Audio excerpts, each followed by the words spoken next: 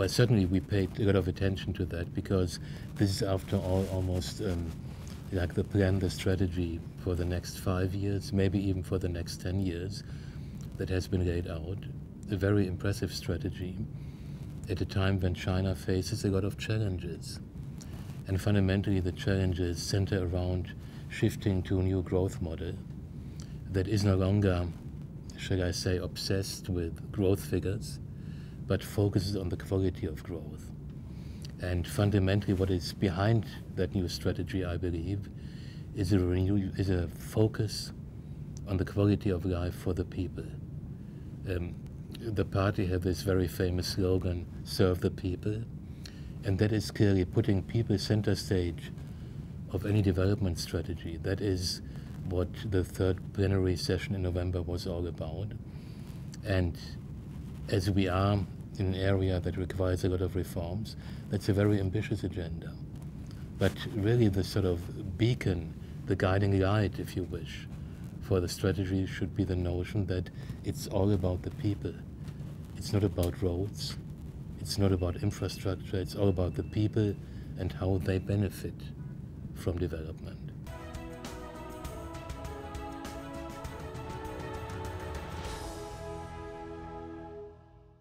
Well, the Chinese dream is the dream of any people. It's the people who want to have a better life, who want to live in peace, who want to live in harmony with each other, and I emphasize it these days especially. They also want to live in harmony with nature, and fundamentally, as parents, want to see their children having even a better life than they have today.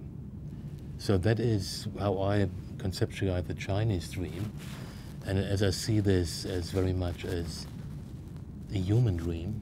Well, you know, China is now the second largest economy of the world. China contributes to the growth in the world a substantial amount.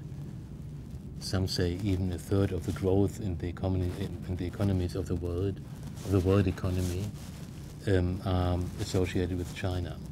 So clearly, if China changes tack, the rest of the world will also be affected. And as China goes through a structural reform agenda, the rest of the world has to follow through with their own reform agendas. So in that sense, there is interdependence.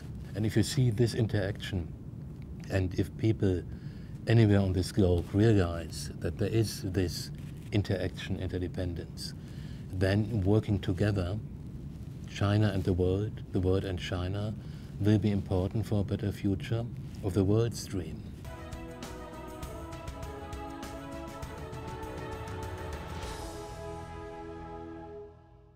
I think the important issue is when you change direction, this is always very painful for people who have been used to doing what they have been doing.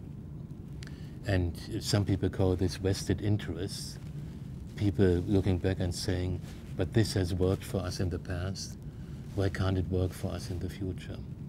People that are reticent to follow through with reforms.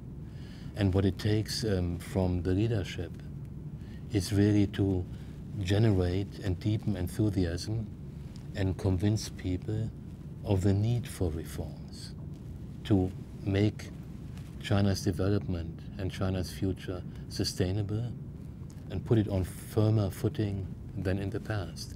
So that's, in my mind, the biggest challenge.